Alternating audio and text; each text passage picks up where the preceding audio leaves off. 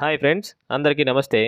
ఈరోజు మనం మీ ఆధార్ నంబర్తో ఎన్ని కరెంట్ మీటర్స్ ఉన్నాయో తెలుసుకోవటం ఎలా అనేది ఈ వీడియోలో తెలుసుకుందాం.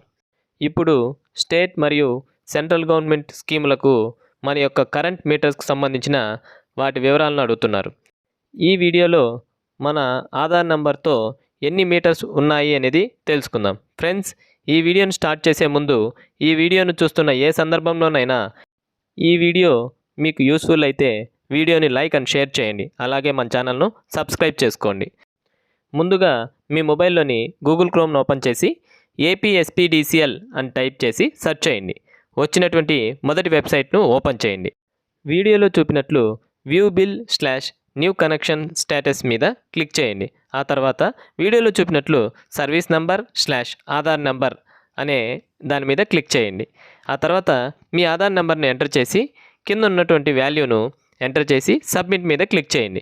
మీకు మీ ఆధార్ నంబర్తో ఎన్ని మీటర్స్ ఉన్నాయో మీకు చూపిస్తుంది. ఫ్రెండ్స్, ఈ వీడియోలోని కంటెంట్ మీకు యూస్ఫుల్ అయితే వీడియోని లైక్ అండ్ షేర్ చేయండి. అలాగే మన ఛానల్ను సబ్స్క్రైబ్ చేసుకోండి. Thank you for watching. జై హింద్.